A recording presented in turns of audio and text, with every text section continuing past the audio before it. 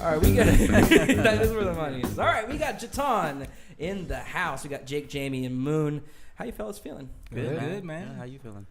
I'm all right, man. I'm chilling. You know, got some beer. I got a fake beer. I got a Klostaller.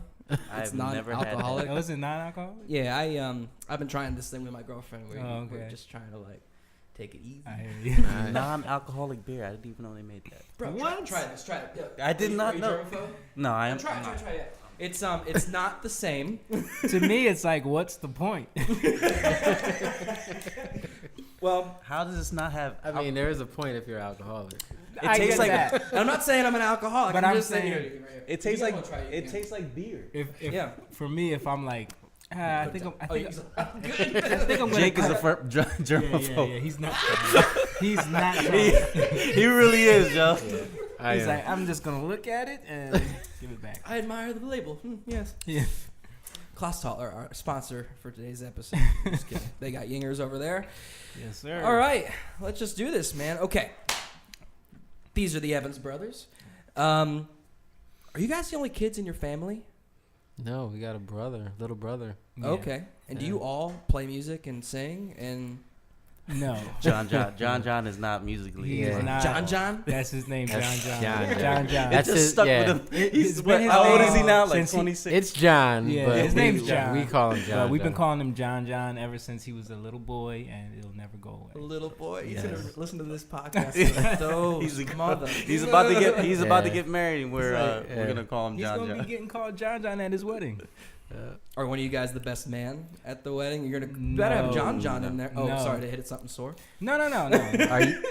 No, Moon is the no, he's I'm officiating actually the wedding. officiating the wedding. Oh, Yeah. cool, dude. Yeah. That's amazing. That's so Wait, cool. are we? We're in groomsmen. it. Yeah. We're groomsmen. It's very unorganized. So Yeah. John, Go with the flow. get your ish together. It's all right. But it is in San Diego, so that's a plus. Oh, okay. So y'all get to fly out there Mhm. Yeah. and go hang out. Yep. yeah, Does your mom live on the East Coast, or is she yeah. over there? Okay. She lives. Where is she? Lindenwold. Lindenwold. Yeah. Oh, cool. She lives Yeah. right off the. She lives nearby the train station, I assume. Not too far. That's not Yeah. too far. Yeah. Okay, so like a little walk or something. Cool. Yeah. Now, like, so he doesn't play music, but you guys both started music. Yeah. Because of your dad, right? Yeah. He's our half brother, so He has a he's different got dad. a different Okay. dad. That I and- didn't So know. yeah. Yeah. All right. Well, your father, Jake Evans Jr., was Right. a musician, right? Yeah. Bass player, if I'm not Yeah, mistaken, right? definitely. Did he play like in the Philly area, or did he? Yeah. What was his story? My dad was like a lifelong like touring musician, music director for a bunch of like old 50s acts like Like who? Chubby Checker, Dee Dee Sharp, Shut up. the Dobells. What? Pretty Yeah. cool, man. He did some stuff with Whitehead, John Yeah, he Whitehead. wrote with him. I don't know who that is. Okay. Oh, He you had ever a heard few hits. McFadden and Whitehead? Oh, Ain't no you know. stopping us now. I know the song. Okay. For so- the love of money. Yeah, right? yeah, for the love of money. They wrote a bunch of like big Philly international hits, and my dad was real good friends with him. So when we were kids, we grew up around that scene our whole lives, backstage, traveling. He would take us on the road sometimes, and Not just- far, but yeah, not far. He would take us to the close gigs. We were in Alaska. Yeah. Missing school. Didn't have just a coat. kinda, yeah. Just doing the thing. Well, so you guys were probably pretty. Well, you didn't know who you were talking to, so you weren't starstruck when you were kids, right? You were No. meeting like these famous-ish people at the time. You like don't Chubby care. all Checker. we You're like, cared about was Yeah. the food We're like, backstage. Oh, we're like, where's the deli tray Yeah. backstage? Like that's all. we And cared they're looking about, at the us free like, who are drinks. these kids eating up? He on would our take us food? to these festivals, and we just cared about like, where's the free stuff? You know what I Yeah, mean? as all kids should. Mm-hmm. I think. that's what it's about. Okay. So did he make you hop onto instruments, like learning to play music, or was it singing, or was it kind of a mixture of both? Or Yeah, well, I started the cello when I was young. no way. Yeah, that didn't Okay. last too long. but How old were you though? I think I was 7. Okay. Yeah. Okay. 7. Yeah, but the thing about Jake was when he was younger, he was more concerned with being cool than he Yeah. was with being a great musician. So He was- carrying around a cello was not going to work for him. I had so no that wait, didn't wait, last wait. long. I had to walk to school, and I had to walk pretty far. So carrying that big ass thing at 7 years old. You can is- cuss, by the way. We're good to cuss. Okay. Okay, So, okay. yeah, I wasn't feeling it. So I did it for about a year. Cussing? And then I'm like, no. Yeah. I mean, I cuss all the Yeah, time. the two cellos hadn't come out yet. And done their whole duet. Nah. Cello I'm wasn't like- cool yet. Ladies weren't looking Nah, at My the big old dad. thing of wood. I actually going got like in trouble because I quit and I didn't tell my dad. And my dad's master plan was to start him on the cello and Yeah. transition him into the Bass. bass. Yeah. Because he wanted, he's Jake Evans III. Yeah. He wants him to follow in his Right. footsteps. This is my eldest son. I want him to do. Right. Oh my god. Yeah, So that didn't work out. Jake, how bad of an ass whooping did you get when your dad found out that you He quit didn't the really give cello? me an ass whoop. Nah. It was a mental. No I whoop. think it was just like I'm very disappointed. Yeah, there it in is. you. There You it know what is. I mean? Like that. Yeah. That thing. Yeah. The But therapy no. sessions that came after. Like, gave me that hard look. Like Mm. I can't believe you did that. But Jamie, is it the same for you? No, for me it was I was obsessed with I wanted to play saxophone. That was my thing. But I mean, first of all, before that, me and Jake, just from growing up with my dad backstage, we were always like pretending to write songs. Even before we started playing instruments, we used to write Harmonize. songs and harmonize together, sing songs on the radio. before we knew it was harmonizing. Right. But you were in pitch and everything, harmonizing with the radio. Yeah. Okay. And your dad was like, okay. And my dad was like, yeah. Like, Dude, look it's at like a these guys. genetic thing because Jake's two Yeah, kids. all my Yeah. kids, even my youngest, I yeah, have three, they're harmonizing already. they do it naturally. Wow. Yeah. They're It's 6, amazing. 5, and even my little one, he just turned 2, and he's like Yeah. sings everything on pitch. So On you pitch. do the same thing your dad did. He tried to force him No, to play the no, bass and it nope. didn't work out. Yeah. It- So what he did to me was, because I'm like, Dad, I want to play saxophone. And my dad looked at the prices to rent saxophones. And he was like, that ain't happening. What you're going to do is I'm going to get this old trumpet that I had when I was 5 years old, and I'm going to get it fixed, and you're going to play trumpet. And I was like, all right. Disappointed, but but then he started showing me like Miles Davis records. He started showing me like Dizzy Gillespie, like all the old jazz greats, and I fell in love with it. And I started like going, and I didn't care about being cool because I was a nerdy kid. So He had these glasses. No. They were Yeah. like this thick, Yeah. bro. Like Coke bottle? I was You a got Coke bottle I was glasses? a huge nerd growing up. He was that Should have made guy. you play the cello. Yeah, he What'd picked. you say? He immediately realized he picked the wrong one. Yeah. So he Yeah. so then he started putting on. He gave me his jazz real book and was like, I want you to learn, Autumn Leaves this week, and he would give me like tasks. I'm 8 years old. You know what I mean? Right, but My he's dad's giving you the real book, yeah, volume he's 6. he's like, yeah, here's the yeah. Charlie Parker Yeah. changes. He's like, good you're luck gonna, with that. you're gonna learn Dolphin Street this week, and it would take me through like, What I mean? I So- can't even imagine giving Noah. My son's 8. Okay. Same age. Yeah. I can't imagine giving him Dude, something like that. he was on me about it though. Like he would when we would have visitations, because my mom and my dad ended up separating. Right. So when we would have visitations, he would literally like spend hours with me, like going over the stuff that he gave me to have ready for him that week. You know what I mean? Right. So, but it was cool though. I ended up like playing in jazz clubs with him and cool. and doing a lot of cool stuff with the trumpet, and it really helped me with like now producing and knowing how to read music and write music and everything. So That's amazing. yeah. And you didn't continue. You just kept singing and just. Yeah, I sang. You went up to the girls and sang and put the wood Yeah, down. I played sports. That was like my thing. He became obsessed with Yeah, soccer. soccer, As you can see, he was talking about Barcelona earlier. Okay. Now, do you think. Moon, we're going to get to you. But both of you. It's all good. No, do you think that your dad influenced your vocal style? Oh, Like, 100. I mean, yeah. when you see him play with these fantastic bands and singers, how much do you think that tweaks your brain a little bit? Listen, my dad, what people don't realize is my dad he was our like drill sergeant when we first started out. We called him Sergeant Slaughter. Yeah. Yeah. Ugh.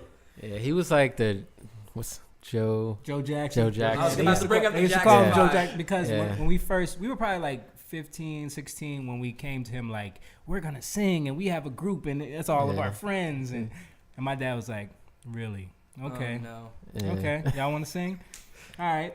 So he started making us learn he started working with us with harmonies and ear training and would have us singing modes and have us singing All different scales. scales and then going through 1 6 4 5 chord changes vocally, singing the scales, singing whole tone scales. Like these were our warm-ups to rehearsal every week. Yeah, so it became natural. So you were doing stuff that like college kids would be doing, like in their senior year of your training. Right. Like you're doing modes. You're singing with each other and doing all. Oh, wow. We would do polyrhythmic stuff vocally. Like he would. Well, yeah, he's a bass player. He make you do that. Right. Yeah. And you're involved at this point. Yeah, he's there. Okay. Yeah. So, at what point? How old were you guys when you met Moon? We were about that 15. age, 15. About freshman year of high school. Yeah, I see this Jamie, like he was never as tall as he was. He didn't grow to his height until senior year of high school. When I met him, he was like 5'1". You had a Danny DeVito complex. Yeah, or something? definitely. I was really short. And your brother's playing all these sports. And he's just like, No, I played too, but I was always like never as good as him, never as fast because I was little. You know what I mean? Goddamn older brothers. He's good now. I did. He's good. Yeah, we still play soccer every Sunday. I do, even though your dad was a Joe Jackson. I did dig this one quote I found that you guys said that he said. That was a tongue twister. He said, "If you want to be a great musician, you have to appreciate all styles of music and study them." Mm-hmm. Yeah. Did he do that to all three of you? Make you listen to things you never heard of? Yes. Like what's the thing that sticks out in your mind? Like he made you listen to? I think I love like old style R&B, like because of Mr. S, because of their dad. Like he made us go back and like listen to different groups like Enchantment and all the which you guys covered. Yeah, which we This guy did his homework. I got you, bro. He's like, we're doing this podcast thing I'm for sorry. real. We're gonna do this. Did you research me? No. Well, yeah. So you guys covered that later. Yeah. When you're doing your thing. But I think what he did was like he said, I'm not gonna let you pick up bad habits by just pigeonholing yourselves into. Because we wanted to be Boys to Men. We wanted to be Jodeci. I saw the photos. Yeah, know. Yeah, I saw the photos. We We were know slash like rappers. Yeah, like we're hip hop was a huge influence, and he was like, we're gonna learn these old doo-wop songs, and you're gonna, because this big thing was probably that Boys to Men came from the style that I played and toured with. He would always tell us stories about how Boys to Men used to open up for the Dovels, and they were little teenagers that had no respect. So he he always had. I bet your dad had the dirt too. Oh, he had all the dirt. We don't have to talk about it. A lot of dirt. No, I love it though. And then did you ever get the chance to open up for Sarge later on, or did he pass before that could happen? We actually started playing together, which was a thing. Like he started. He brought us in with Dee Dee. We were singing background vocals for her for a while. Bridgewater? No, Dee Dee Sharp. I was about to be like, sorry. Oh, okay. And she comes from that same Dovels, Chubby Checker, that whole Cameo Parkway, Philly music. Right. They're from that whole era in the 50s. And she was married to Gamble, right? Yeah, she was married to Kenny Gamble for a while. She had that you ever hear that song they play every Thanksgiving, Mashed Potato? Mashed Nope. potato. Never heard it? I've never heard this song. Have you Commercial. heard Mashed Potatoes? Mark Brown. Have you heard Mashed Potatoes? Yes, I have. Every Thanksgiving, man. So they Mark, play it. Mark's there in this podcast. He chimes in like once or twice with just a one. Yeah, one-liner. Yes. Sometimes. Fuck you. Moon. Okay, we're here. This is the story. Oh God. When I was researching, I found this little tidbit that was glazed over in this interview. I was like, no, we need to talk about this. So, is it true that until you were 6, you grew up in a refugee camp? Yes. Where? And like how? What is the story? Well, story starts with my mom. There was war, like the Vietnam War. Wait, the story starts with your mom and your dad because they have to come together. yeah, I was hoping for the other side. The story starts with. We always got to jump in because he'll just gloss glaze over. over Yeah. something. The story starts with a communist party taking power in Cambodia in 1980. That's right. They fled. So the history of Before you were Cambodia, born, right? Or right? When yeah, you were before born. I was born, it's a monarch. late it's a 70s, monarch country, right? Right. So people are always they're not happy with whoever's ruling them. So this general guy comes in, he's bright and shiny. Pol Pot. Pol Pot, his name was. Sorry, And what is it? Pol Pol Pot. Pot. Pol Pot. Yeah. See, never learned about this in school. Ain't that crazy? Yeah. No. So he comes in he comes in and people like him. They're like, oh man, this guy, forget the monarchs, but, Saying all the right forget our king. things. He's saying the right things, and Like riling the people up. Kind of Yeah. like now. Yeah. Kinda like We don't have to dive too into that, but kind of like Hitler. Yeah. It's pretty Okay. much what happened in Cambodia is what happened in Nazi Germany. So he takes over, right? He gains power. He creates this army, this communist party called the Khmer Rouge, which it translates to red. Rouge is the in red French. the red party basically. Yeah, Oh, okay. the Red Party. So So they were communists. Yeah. yeah, so they take over, and then he gains power.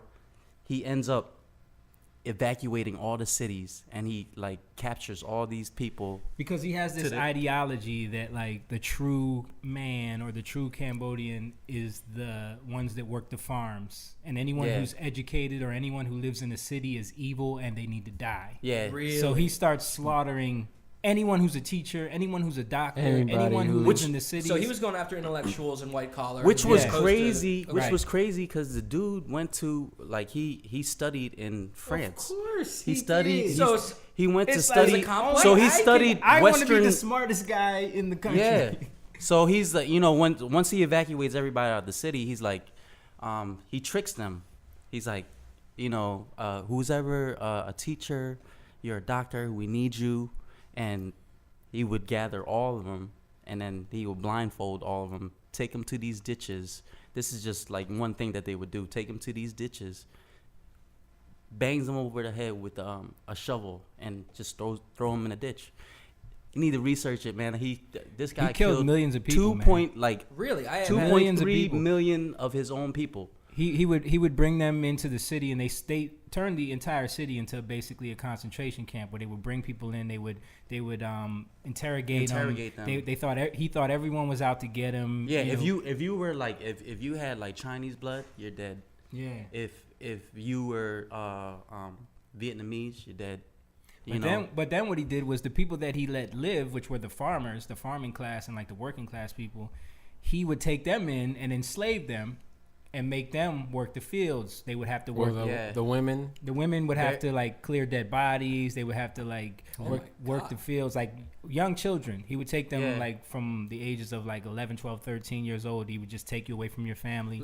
Like my mom was I think 11, right? She said she was Yeah. 11 when she was taken away from her family, and the kids, they used to put them in their own concentration camp, and they would make them work like rice fields and stuff like that, and he would barely feed them. No, he would take all the rice that they could, and he would bring it into the city and just put it in a massive pile. But he would be able to delegate who gets what. Yeah. You know what I mean?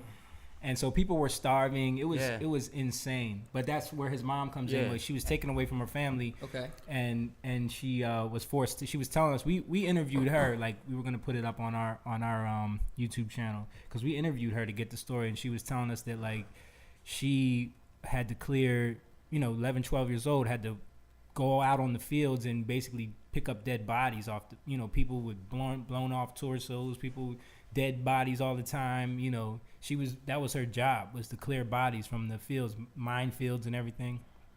Yeah, it's crazy, man. And like growing up, my mom would tell me all these stories, but it's like hearing them, and then I would hear when we interviewed her, I found out stuff that I did not know. Yeah. Like she just didn't tell me. So you're just wide. Yeah, just like- jaw on the Yeah. floor. You're like, It's Yeah. crazy. It's crazy. She told me the story about like, cause she escaped. She Right. when cause His mom's a badass, by the way. she's a badass Like, dude. the way she got like away.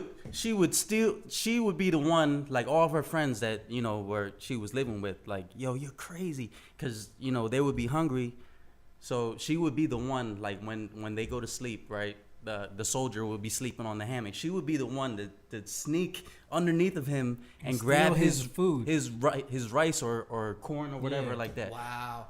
And your like- mom was like not thrifty. She was stealthy like that. Yeah. She was small. She could sneak in and grab. Wow. Just straight up badass. She told us stories like where she would have to go because they were so hungry.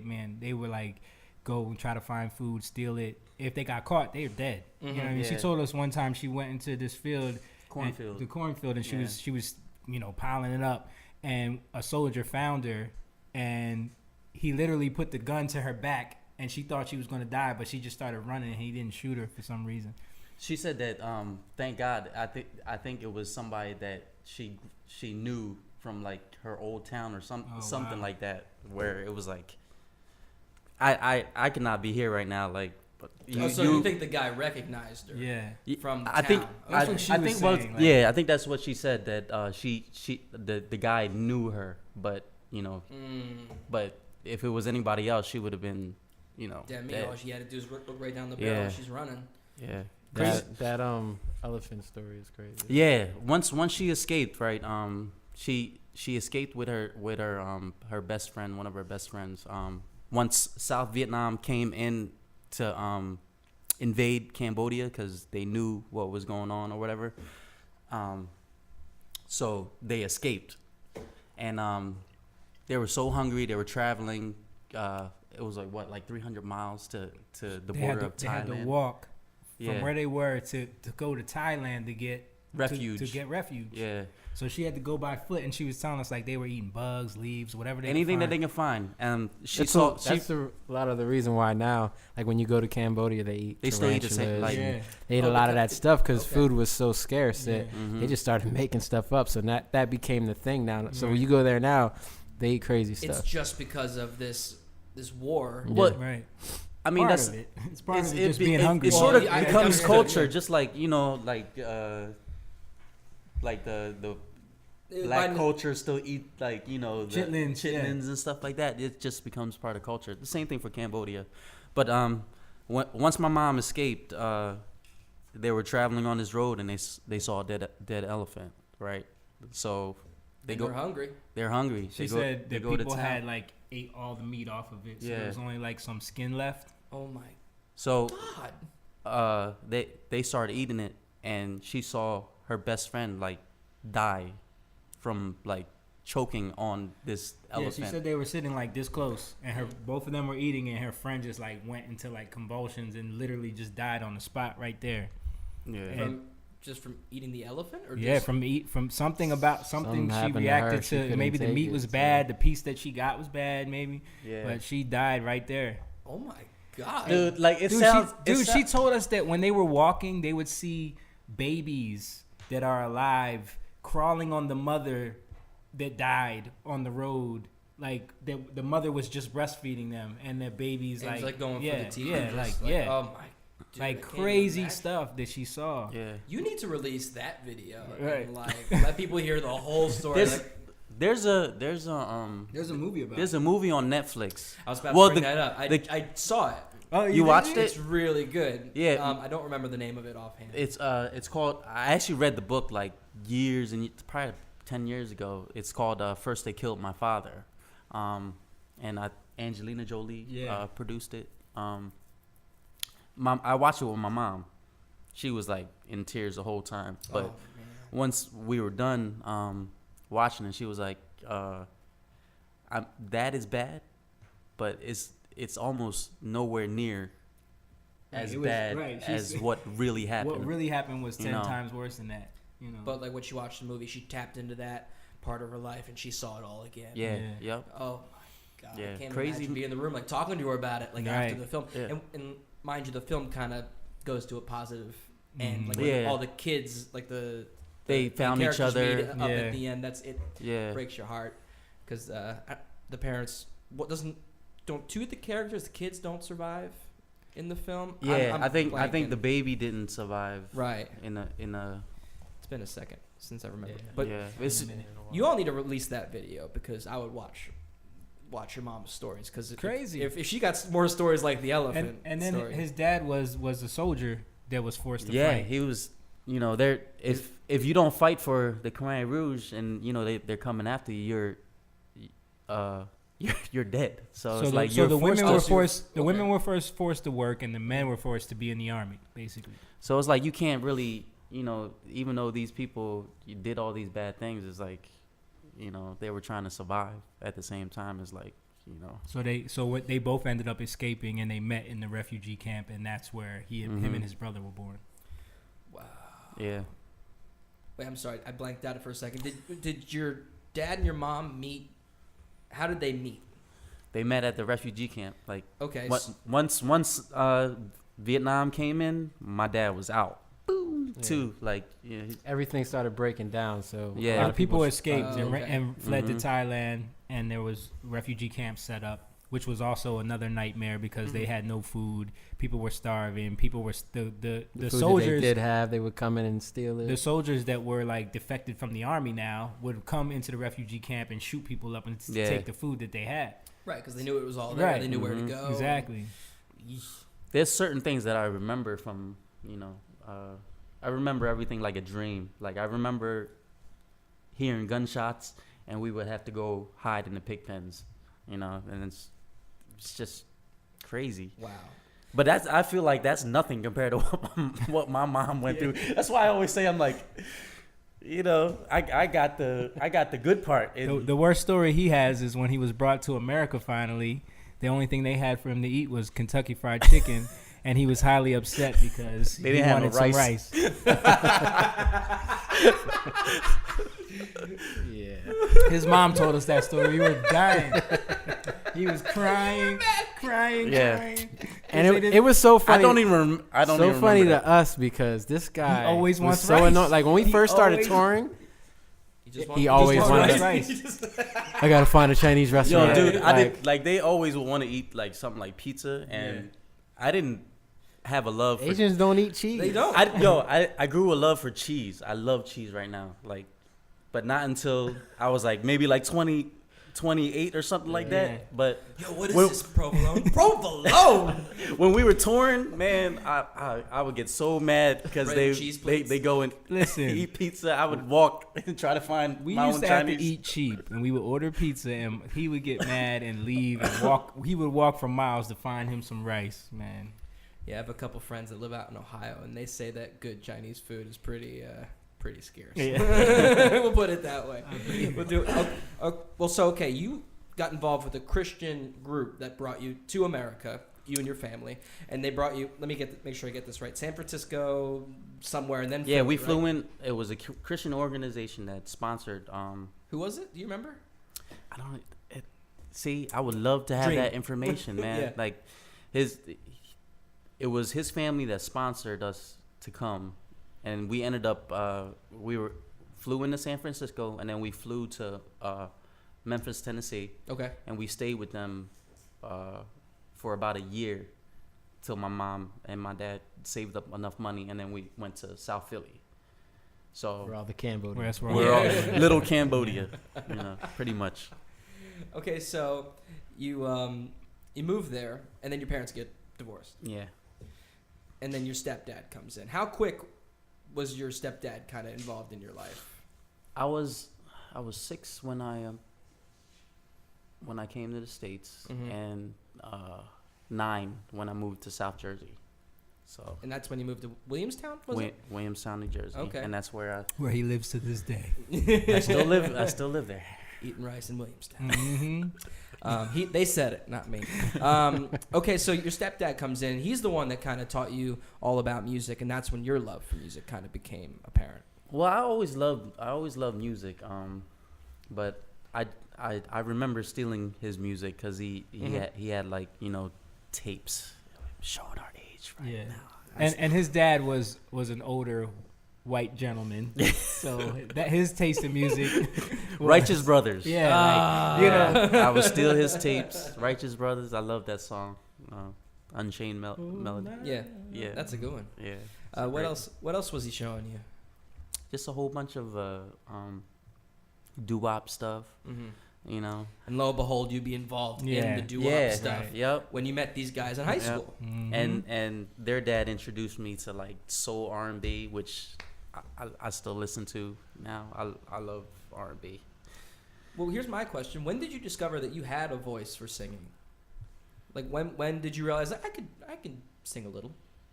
Well, I always did choir. Okay. Like when I was 9, there was a church right down. I lived on Oak Street at the time. There was a church I used to go to, the black church. Mhm. So I was singing, Baptist stuff, So I always knew I can hold a note. No, it's good when you're a kid. You know you're good at something. You kind of follow that, right? Mhm. Now, then And you they- meet and- these guys, right? Mm-hmm. Okay. Oh, real quick. Did you ever play an instrument? Like, Well, I always like piano or I fiddle always around? played around with piano and guitar and stuff like that. So Right on, right on.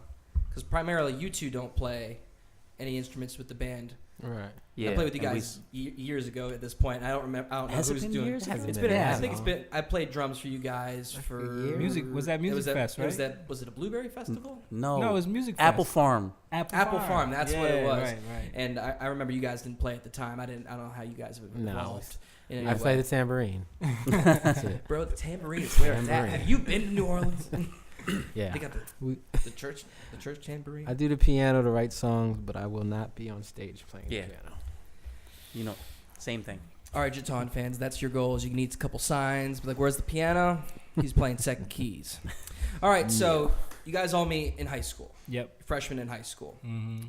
Were Anthony Lewis and Peter Garcia also your age? Yep. Yeah. In Yeah, high school. it was all 5 of us at first. Where'd you all meet? Like in the choir at school, or were you just like, around? Just around. Like you Yeah. start finding out. Me and Jake, we moved to Williamstown because we grew up in Sicklerville, New Jersey, which is like the town over. Mm-hmm. And so when we moved to Williamstown, it was kind of like a big thing for us. We were in our teenage years, leaving all of our friends, and then we're going to this new school. So you start kind of like we stuck with each other. Plus, people know us as the new guys. Yeah.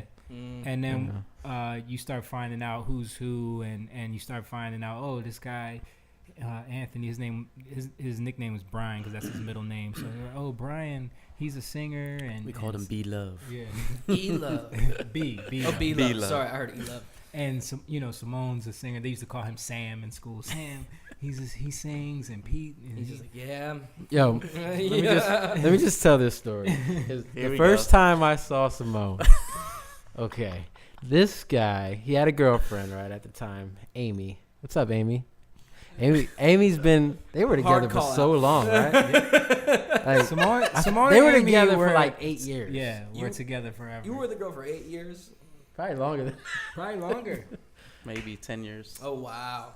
So Okay. he was very protective of Amy. Mhm. So I see him, and he's like, he's got this grill on, like Yeah. just looking around. Nobody better look at her. I'm like, this guy is, for an Asian guy, he's pretty, Mhm. serious over there. But it turned out to be the total opposite. Once I got to know him, I'm like, not like that at this all. is the sweetest guy in the world. But Oh, he's got that hard exterior. But he does have a temper. Yeah, he does have a temper. Don't get me mad. And that's what it was. Bro, chill. He Got was beer, he was drink it. he was super testosteroned up in high school because he was on the football team Yeah, and yeah. everything. So, Yeah. Mm-hmm. Now, okay, so did you play when you went to Williamstown High School? Or to Sports? the new? Yeah. Did Yeah, you play? yeah, we both were on the soccer team. Yeah. Oh, right on. Yeah. Okay. They play soccer. I Played play soccer, football. ran Football. track. Yeah. football and tennis. What a combo. We played tennis together. Yeah. Yep. That's right. Tennis is fun as heck, man. Did the other two play sports as well, or was it kind of like you Not all for the school, but they did kind of like dabble in basketball. Yeah, a Brian little played bit. basketball. Yeah, Pete did too, but they didn't play for the school. Okay. Yeah. Because Right. I met Pete actually playing basketball for the township. for Township, Monroe yeah. Township, yeah. All right. So the five of you know y'all can sing. Mm-hmm. Who decided that you guys would be singing together? Like, what was the consensus? You were hanging. It and was just, that typical, like, there's a talent show coming up at school. It's always the talent It's the show. talent show, Yeah. man. And Well, we did a talent show we did a talent separately. show where it was me and Jake were together. And you did something with Brian and them? I don't. remember. It My- was so long ago. I just know that like we initially He would know more than me because my We d- memory is terrible. we did a talent show separately at first. All you have is Amy. You guys keep on mentioning Amy. My wife's gonna be mad. We'll get to your wife. It's fine. sorry, Juanita. Sorry. It's- Juanita. So Oh, Juanita. so we ended up doing a talent show separately, and then I think it was just like through mutual like respect and passing each other in the hallway. I remember Brian used to always say, "Oh, we need to do something together," and Yeah. I'm like, "All right, well, what do you want to do?" And then we eventually like got everybody in one room and did like one rehearsal, and it was just like we had a good chemistry, and we were able to harmonize well together. I remember we did a song by this group called Shy that was big in the 90s. They had this song, If I Ever Fall in Love. Anybody can Google that if you're interested. It's a great song. We'll have it on the Spotify playlist. For each one of these podcasts, I have a Spotify playlist that mentions all the artists or songs we talk okay. about. Nice. So you can go to our Spotify playlist. That's which cool. Is on, Sweet. It's a completely a cappella song. Okay. So it's like, I'm sure they can get over it. yeah, It'll be fine. no, it's dope though. Like it was huge back in that day. So like, Actually, yeah, they played on. it was on the radio all the time. Q102, Power 99. Do they still have 2 Q? Yeah, they Yeah, do. of course. I'm sorry. And so we sang that song, and then we entered a talent show at a college. I think it was Philadelphia Community College, and it was a competition. And I remember we came in second place in that competition, and that was our first time singing on stage together as a group. And like people were going crazy, and like the girls were screaming. So it was like, all right, The typical like, yeah. I like You're a this. young guy, like, ooh. And my dad was there, and he was like, all right. He cracked the whip. He was, Yeah, he like, was like, all right, if you're going to do it, yeah. then we're going to do it this way. Exactly.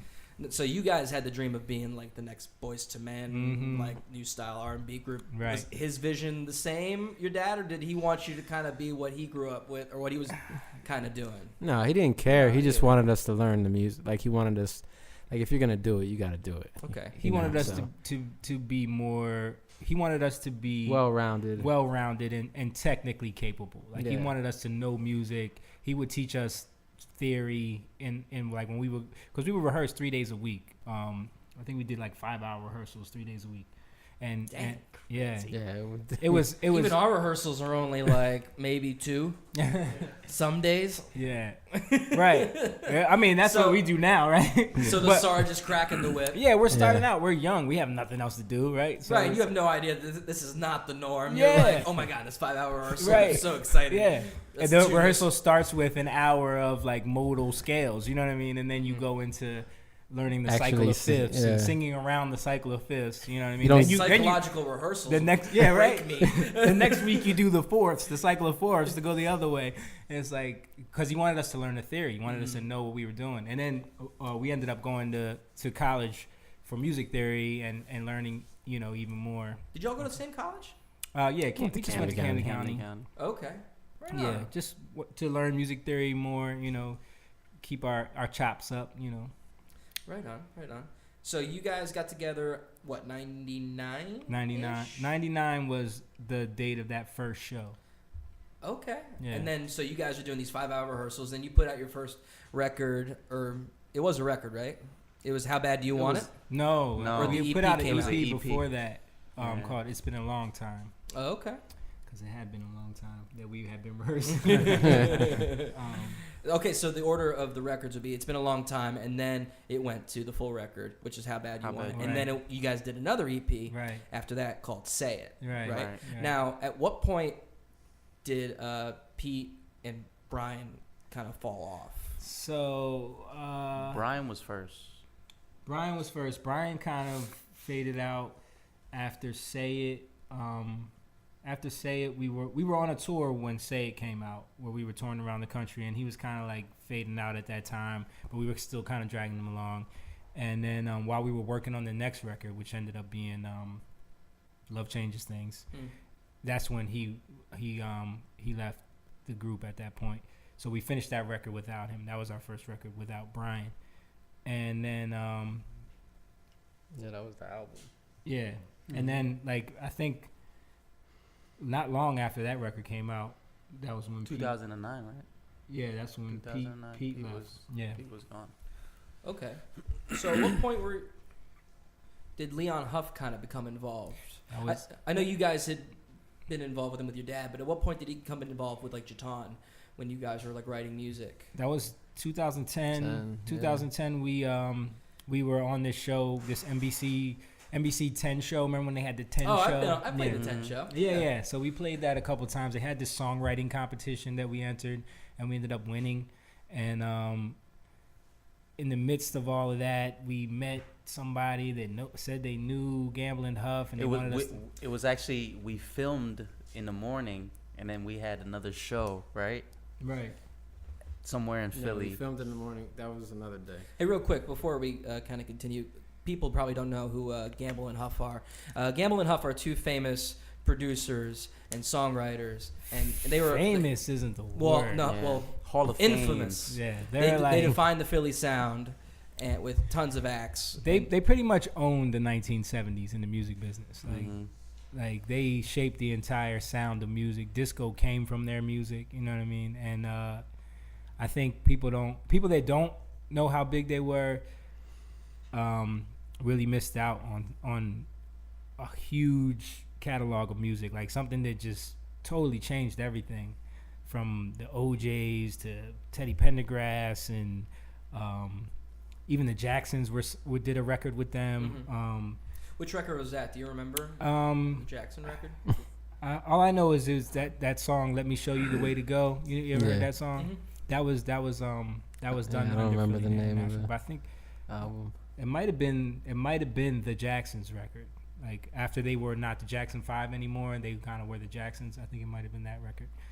But I just remember even Michael Jackson talked about how he learned so much about making a song from Kenny Gamble and Leon Huff. You know, because those guys were just like unstoppable. And my dad used to talk about them all the time when we were going through the process of learning music. He would talk about Gamble and Huff because he had worked with them, and just knowing the catalog that they had of amazing records. And so then to full circle be working with him, you know, Leon Huff, and him like appreciating what we did musically, and then being able to produce music on his record, and it was just that was an amazing thing just to be. I wish my dad could have seen that, you know what I mean, because that definitely would have blew his mind. He did live to see when we started working with Huff, which was cool, you know what I mean. Okay, so he made it to what, 2009? And He made it. 2010? He died in 2012. Oh, okay. Right at the beginning of 2012. Yeah. Oh, okay. Yeah. Like actually, what was it? Yeah, it was January The 6th. 6th, yeah. Okay, so that would have been the Yeah. other day, right? Yeah. Yeah, I it was was trying to 2 think days. what day that was. It was Sunday? I just remember we were playing. So that's soccer. cool that he got to see you guys working with one of his idols. And Yeah. like he's just like, yes, Yeah, right. my children, Yeah. an adopted son. Yeah. Pretty He much. always called him his adopted son. Yeah. Oh, he did he Yeah, really? he Yeah, did. he really did. That was a pull out my ass moment. But no, it must have been hard to see Sarge go, and then Dude, I remember where I was when I got the call. Mhm. I was washing clothes. I was living in my old apartment at Yeah. the time. I was washing clothes. I was just broke down. So it's Yeah. hard when your idols and your mentors Yeah. just goes. And I'm getting No emotional one- talking about it right now. I mean, we worked with him nonstop for years. Yeah. You know what I mean? And he was on us, but it was always done with love. I remember we were playing soccer Yeah. at the time. Yeah. Yeah. Well, that must have been really cool for him to see, though. Oh yeah, definitely. Yeah. Get to work with Leon and all that. Definitely, Yeah. it was cool. I wish you could see now, like me being a music director for Freddie Jackson is like him being able to see, like, Which was- I'm doing what he used to do. Which was another full circle type thing because he used to Exactly. talk about Freddie Jackson met- all the time yeah. because he wrote with McFadden and Whitehead. McFadden and They wrote a bunch of records for Freddie Jackson. yeah. Oh wow. Yeah, so Yeah. they were under the same production company, which was Hutch Productions in New York. So my dad would be in the building was- all yeah, the he time. He was- would see him all the time. You Six would see degrees him. They didn't now. really know each other. Yeah. But in passing, they Yeah, knew yeah. who Yeah. each Right. other were. So when Gamble and Huff become involved, or I guess it's just Huff. It was really just Huff. Yeah, Okay. they're kind of like separated now. They're Well, they're rich guys. Mhm. They kind of just They're doing all right. Yeah. Older rich guys. Yeah. I don't want to say old, but you know. No, they're sorry They're- guys, they said it. They don't Um, they don't need to do anything Yeah, ever. they're again. chilling right Do now. they have enough money to hire a hitman to kill all three of you for saying that shit? I hope not. We love you guys. Yeah. I mean, Even if you don't know who they are, you know their songs. Yeah, Oh, definitely. Because you've they're heard 'em. always, I hear it on movies all the time. And there's been a lot of covers from white bands, and there's been a lot of sampled music yeah. and hip hop songs. and that's a whole other discussion. Yeah. It's just I'm sure they've been to court a few times about Oh, some many their times. samples. We've heard so many stories from Huff, but he actually talks about it in a positive way. He loves it because he's like, hey, Yeah, I keep getting them checks. As long as I'm getting checks. Yeah, right. See the smile on my face. Right. Okay, so he worked on was it the Back to Life record? No, he was working on. No, he worked with us on like some obscure songs that actually we did some songs together with him. He put a record out in 2013 called Groovy People, and which Jamie mixed, by the way. yeah, I was fortunate enough to mix Did a that real one good and job. co-produce a lot of the songs. Oh, very cool. So we were on that record. So we featured vocally on a few of the songs, and then we did some Christmas songs together. Yeah. So there's we did 3 Christmas songs back in, I think it was 2013 also, that he played on and he co-produced. So that's we worked with him in that capacity, and he still comes to the studio. He's still working on songs. You know, he's just living life.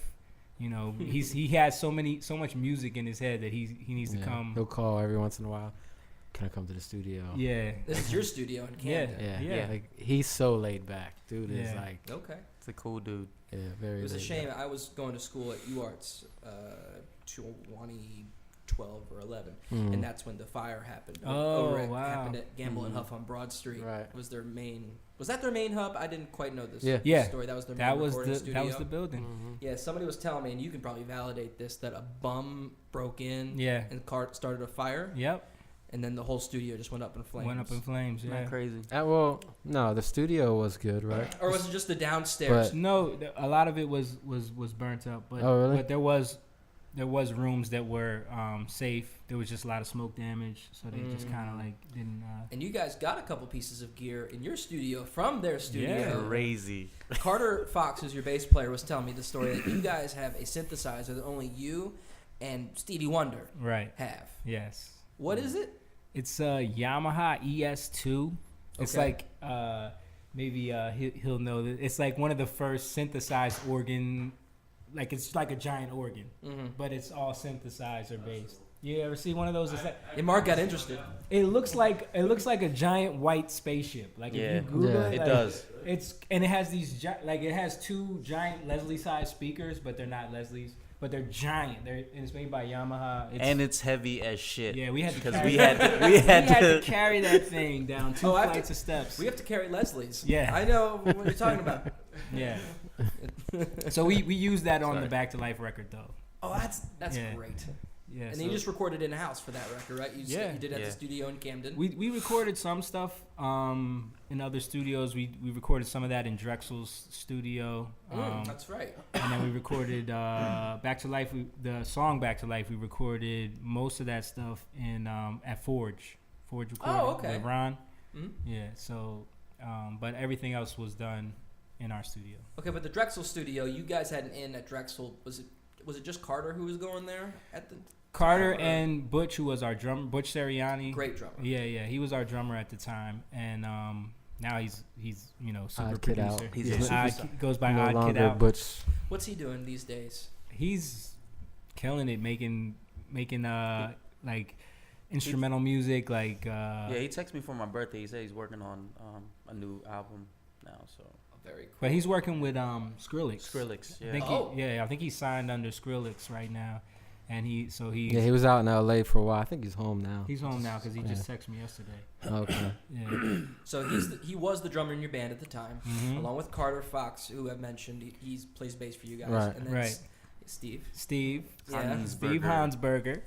But yeah, so Carter. that guy's a character. Carter. Oh yeah, he is. Carter is a Drexel alum. we love you, Steve. Steve knows he's a character. Trust me.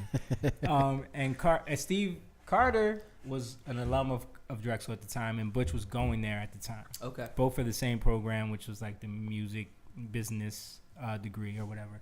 And but the end came totally separate from that because there's a professor there. His name's Surreal.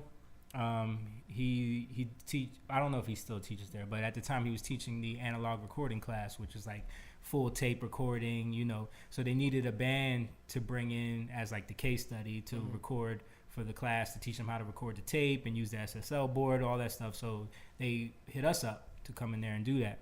So we built this rapport with him and some of the students that were like really there was only like a couple students that were really into the program. The rest of them couldn't give a shit, and they were They're like, partying. yeah, they're just I'm like, doing they're not music. even paying attention. They're like eating pizza, but it was It's like so funny. It's always pizza with you, man. You gotta like, like, chill out. we didn't order the pizza. They Can we have the General South one time? Like, Please. sorry, that was the first thing like, that I that thought. was totally offensive, General. So, he's Cambodian. They don't eat that shit. I know. It was the first thing that came to mind. I'm sorry. I'm sorry. They eat something called babal.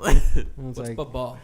It's you ever had, you know what kanji is? No. it's a porridge. It's Bro. a rice It's porridge. it's It's a rice rice porridge. Rice. Okay. It's rice porridge. Okay. But it's really good. But anyway, so Surreal brought us in there, and we did the recording, and then we had this rapport with two of the main students that were the best engineers of the class, and then they had a project coming up where they needed to record a band also. So we were like, oh, we could work together on this. Mhm. So we'll come in and we'll get some tracks from you guys, and then you give them to us, and you guys can have our songs to use for your class or whatever. So we ended up cutting. We pretty much just cut drums and bass and piano on a bunch of stuff, Mhm. and then we just took that stuff and did Went the back rest. to your studio and Mhm. did your thing at the house. Right. There's some great footage on your YouTube channel of behind the scenes of the record with you Yeah. guys recording. I think it's by the river. Oh yeah. The stomping and Yeah, clapping yeah, and the yeah. vocals. Oh, and you stuff. saw that? Yeah. So if you want to go check that out, go to their YouTube channel, which is just Jutaun Music. Okay. Jutaun. Yeah. Go hit that up. All right. So you guys just recently put out a new record or a new single, pardon me, Right. called Young Lion, right? Who sings it? Jake. Me. I think it's great that each one of you. He Get- wrote it too. Oh, that's awesome! Did you Yeah. play the piano? Like you learned do it on the piano, like we were talking about before? I did it. That was actually something that just came up while I was driving my kids to school. So Isn't it always?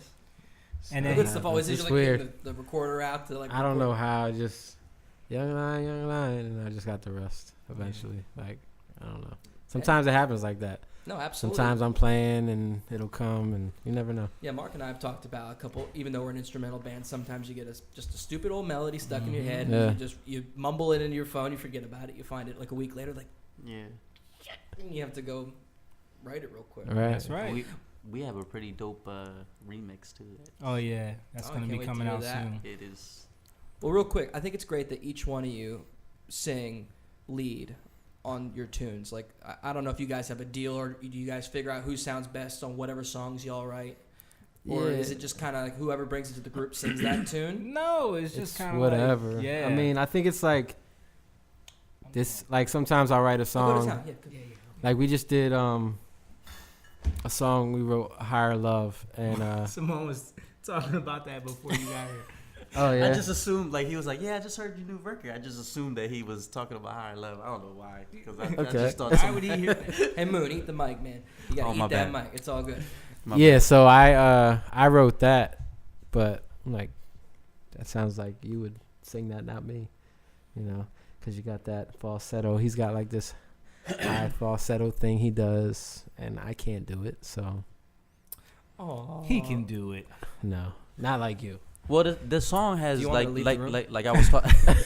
you guys good? I know that I was talking about like, brother. brotherly love is a whole the different song. thing here. The song has like an R&B feel to it. The Higher is your Love, thing, which is, you know, Jamie is, you know, that's he sings that style really good. And Jake, you know, he has a certain style.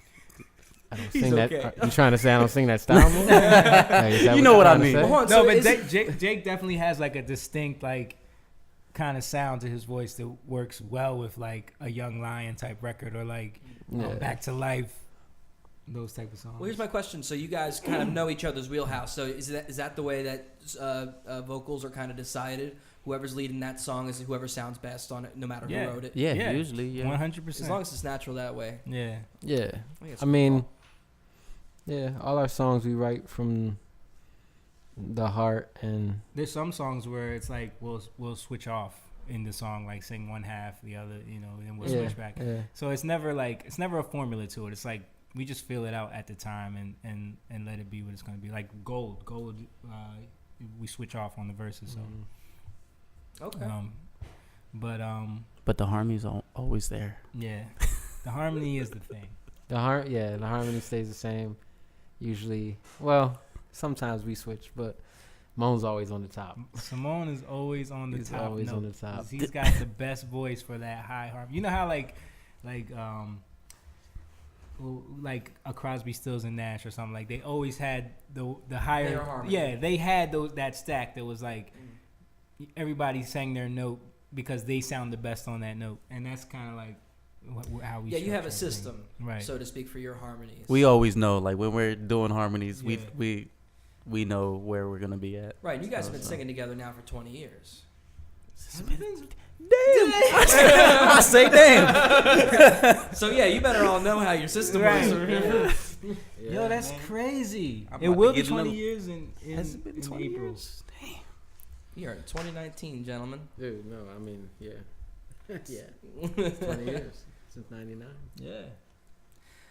Crazy. So that's the new record. That's crazy. Do you guys have any new singles dropping soon?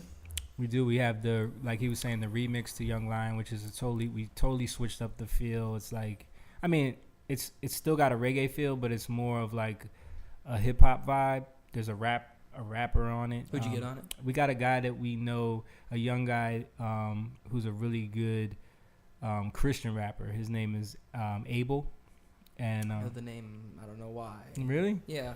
I don't know, but he's a really good kid. From Philly. He's from Philly. He's up and coming, and he's got a whole team that I've been working with them. He's been sending me records. Can you mix this for me? And, Oh, cool. Yeah.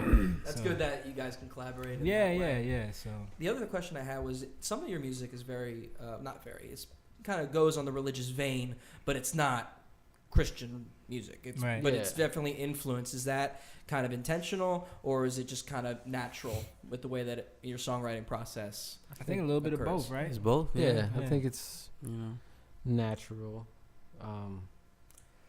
Yeah, I wouldn't call it religious. I just say like more like something that speaks to us. Okay. You know what I mean? Mm-hmm. Yeah, I think every one of the songs that we've been putting out since By the River has been, and a little bit before that, Find My Way and Love Changes Things, have Mhm. been songs that like the words were something that was for us, Mm-hmm. but then in turn it worked for other people. You know what I Yeah. mean? Mm-hmm.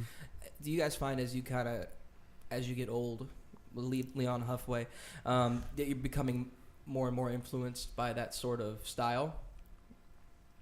I think we realize that it's important to have a responsibility with our music. Mm-hmm. You know what I mean? And to not just frivolously put out Yeah. music that we don't believe To in, be a light. and to not go in directions that don't line up with our beliefs and don't Mhm. line up with what we stand for. You know what I mean? Just to try to sell records or Mhm. just to try to be Yeah. something we're not. But at the same time, not put something out because we stand for this, so let's Right. write a song about this. You Yeah. know what I mean? That's Like- never. Like going out to say we're going to say something about, say, Donald Trump or something. Right, You right. don't intentionally do that. Whatever you feel, and it's No. going to Right. come out. Nah. Yeah. So you guys also are the backing band for Freddie Jackson, which we mentioned earlier, which is bananas. Yeah.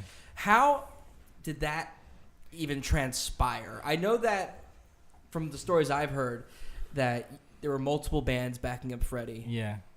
And did he just fire them all and just decided to go with you guys, or what's the story? Did not happen that way. I'm just guessing. That was my guess. No, it was literally like he did. I don't think he wanted. Like he didn't think that we could back him at Yeah. first, just because Cause we're, you know, the type of music that we do, you Mhm. know. But he didn't know our background in R&B, you know.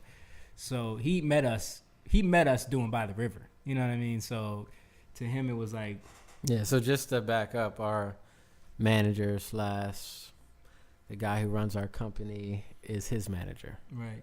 You know, so that's kind of how But we got together. he linked up with him through someone that was working with us doing PR that knows Vern, Leon yeah. Huff. So Leon Huff Right, so- and her have a huge history going back. She used to work for Epic Records back in the day, and she kind of fell in love with our organization and our sound and everything, and she started working with us. And she knew Freddie through the New York circle. She lived in New York at the time, and she introduced Dave, who's our manager and our business partner. She introduced him to Freddie, and him and Freddie kind of hit it off. Freddie had a manager at the time, and then, but I think his career needed a jolt or whatever. So Dave was like, "Look, He was getting taken advantage of. Yeah. So Dave kind of came in and started working with him, and at first it was a complete separate thing. Like he was working with Freddie, working with us, and it was just like we would see each other in passing, or maybe we would do a show and we would open up, or it was something like that. And then I remember Freddie was doing a show in Africa and in Kenya, and Dave was like, "Yo, Freddie needs a sound guy. Do you want to come out and do his monitors?"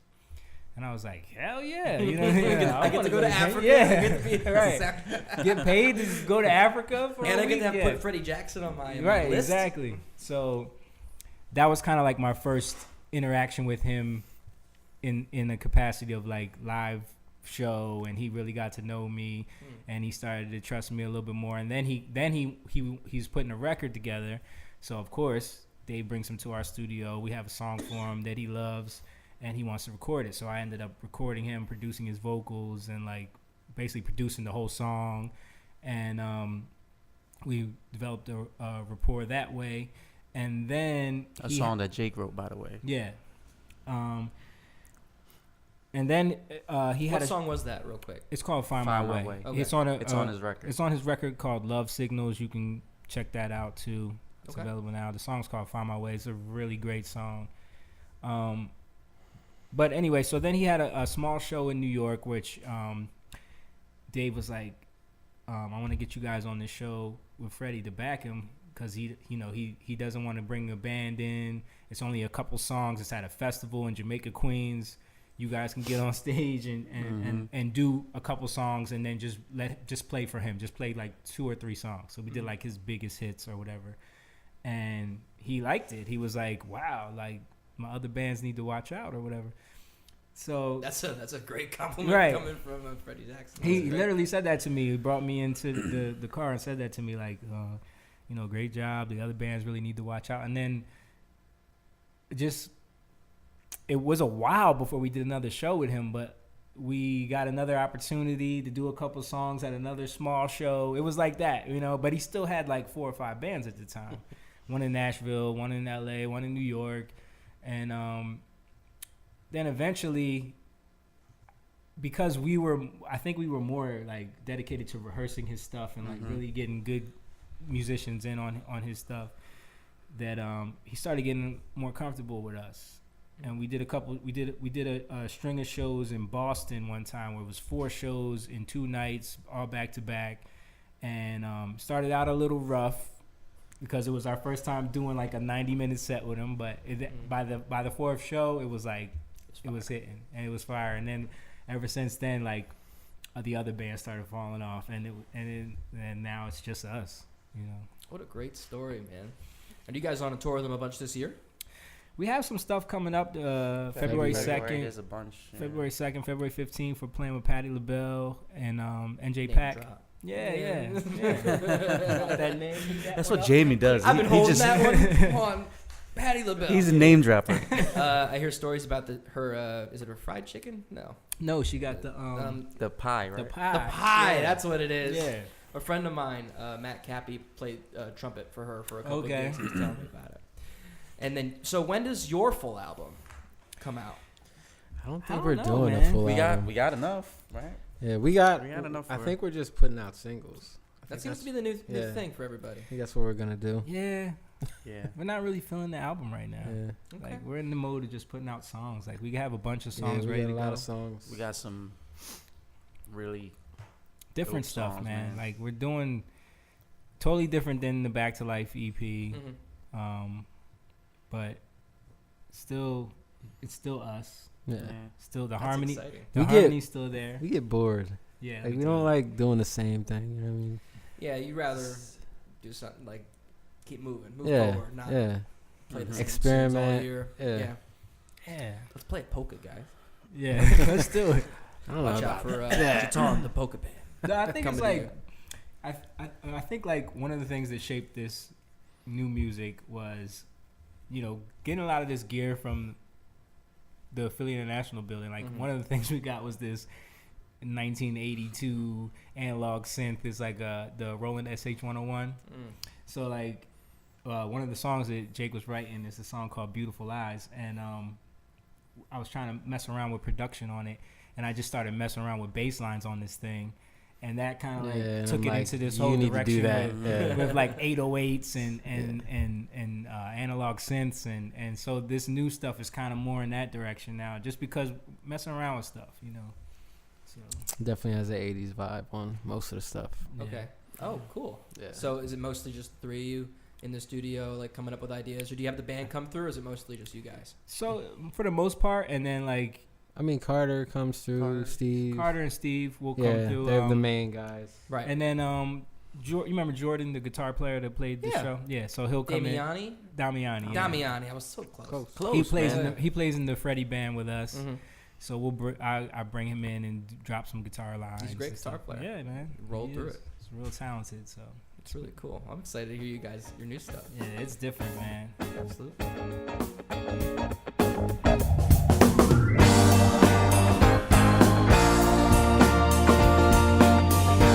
All right, now we're going to talk about the music news. This is the news that I have found this week. Some of it, we haven't had an episode in a second, so we get to talk about some things that I just discovered from November that we can talk about. But this is fairly new. Okay. Have you guys heard about this thing called Surviving R. Kelly? Of course. Oh, This man. new series on Lifetime. Bro, I Yes. watched some of it. What? I haven't seen any of it yet. I wanted to see if you Okay. guys had. Give me what have So you seen listen. so far? Give it to me. Give it to me. We come from the R&B world, right? That's why I'm asking. R. Kelly he was like a god in the 90s. One right? of the guy, Brian, who was in our group. He worshipped. Oh my he gosh. still does to this day. Like Probably. he was a huge R. Kelly fan. Mm-hmm.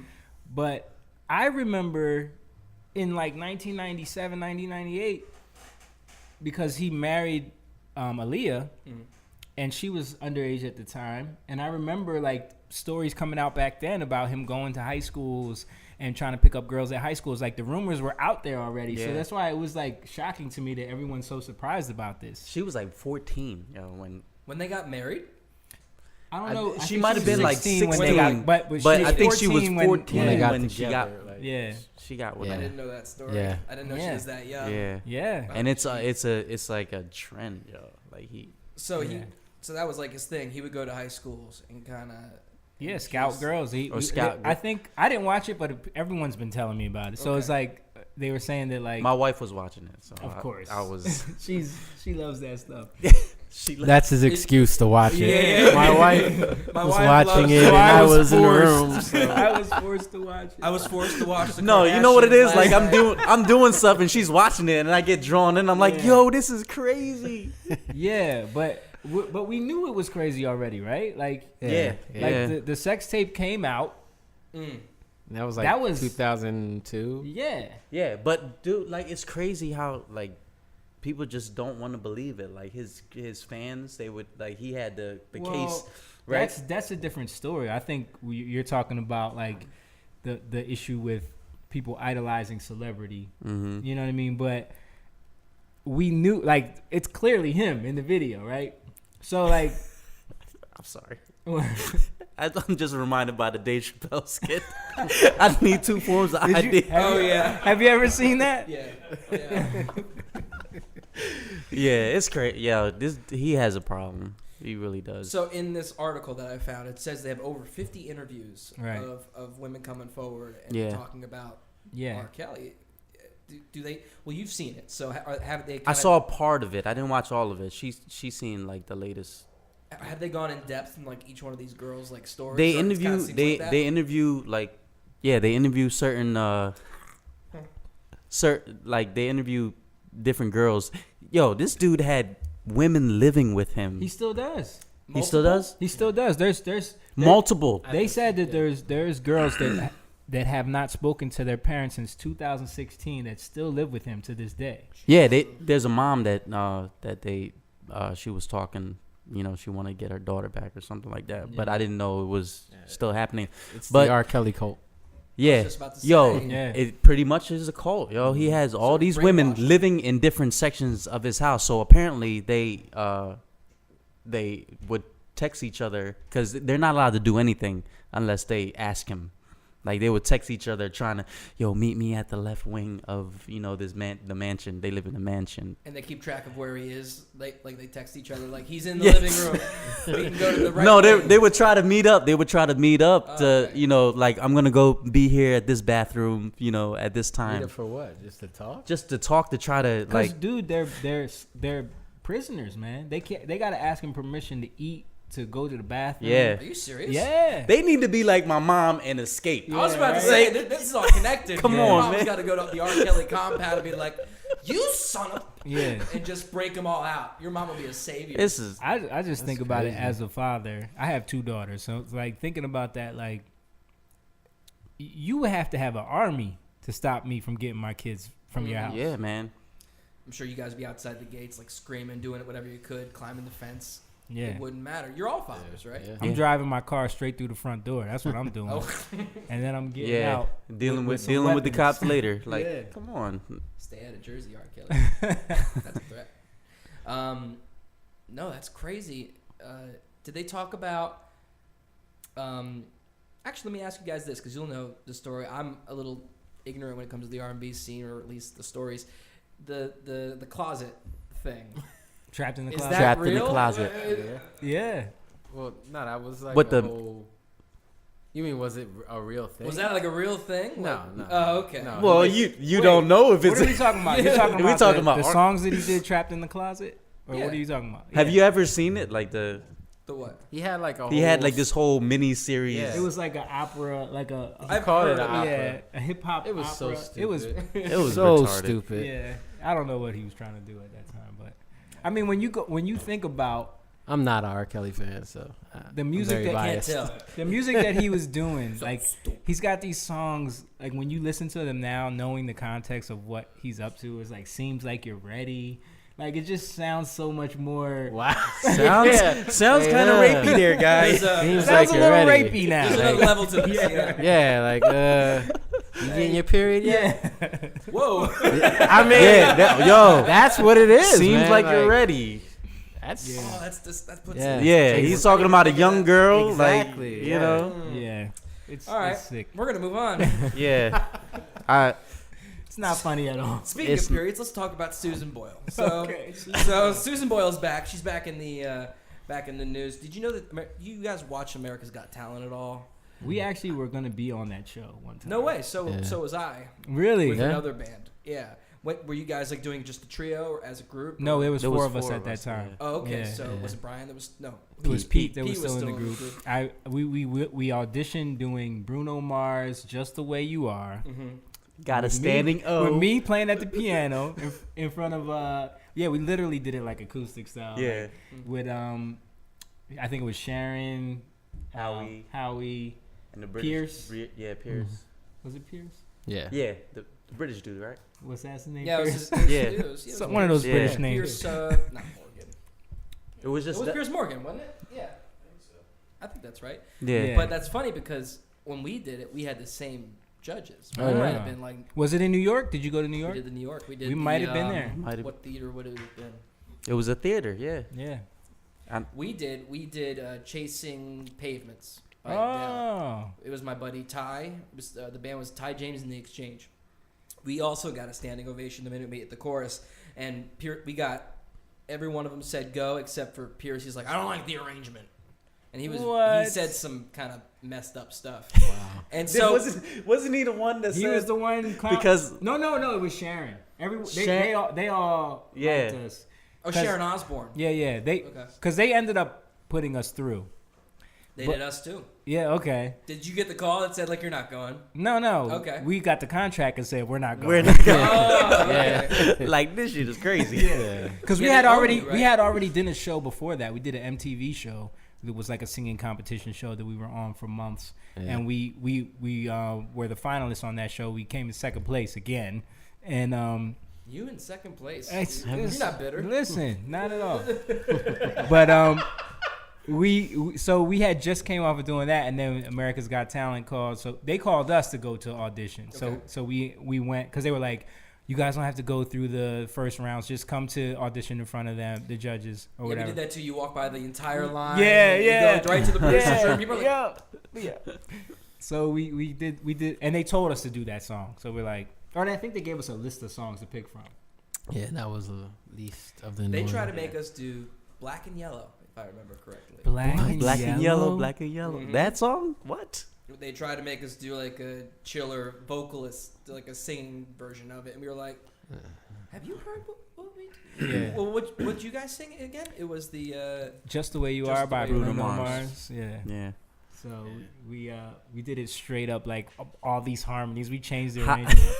And I just remember Sharon saying like something about like, because we're all We're all four of tenors. us were tenors, like Mhm. first tenors. So it's like we all have high voices. So we have all these really high harmonies. You know, you played with us. So we're singing this song and we put all these harmonies in there, and Sharon's like, I feel like you guys need like a bass singer, like Boyz II Men. Most groups don't have bass singers. And Howie was like, have you ever heard of the Bee Gees? Yeah, that was funny. That was funny. Yeah, the Bee Gees were never successful. Yeah, she was like, you can't be successful without a bass singers. And he's like, yeah, because the Bee Gees were never successful. that's funny. Yeah, it was funny. And they ended up putting us through, but then we didn't do it. We got the mix. It was 3 days before they were supposed to fly us out to Vegas, and then they gave us the axe. We got out of the contract because of it, but I forget why. It was the same season as do you guys remember the movie Precious? Yes. Mhm. The main girl, what is her name? Her mom was singing on Monique? the show. No, that's not. Was that what her name was? Monique Monique's the is mom. She was the mom. No. Right. Sorry, the young girl in the Okay, movie. okay. Her actual mother Okay. was in Oh.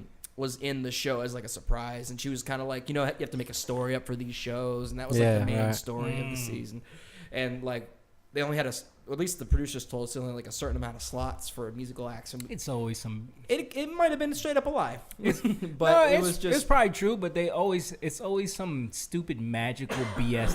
They try to put your these story's shows- not right, Right, it won't right. resonate with the audience. That's why those shows are so stupid to me. You know what I mean? Yeah. Someone When we were on the MTV show, they tried to make up some Oh, my fake goodness. like us fighting. they used to try to and- It's call. always the fighting between Yeah. the brothers. Yeah. No, the whole group. They used the to, whole group. They used to, I remember a couple times they would pull me into a separate room and be like, "Okay, so we want you to get on camera and say like I'm the lead singer, but today I'm gonna let Simone sing lead." Like, I'm not doing that. Are you crazy? And that's why you got Yo. second. Right. Yo, Probably. they hated interviewing us because we were just We wouldn't give them anything. we Yeah. yeah. They would try to get us to, and we started, it became a thing that we started becoming like friends with the crew because they knew they weren't going to get nothing from us, but they would tell us like the secrets, like, yeah, they told us if we can get someone to cry, we get a bottle of champagne, like all this- Oh, is that? Yeah, that's Yeah, what they dude, do. Really. They'll get a bonus. I remember like the other groups would fight, right?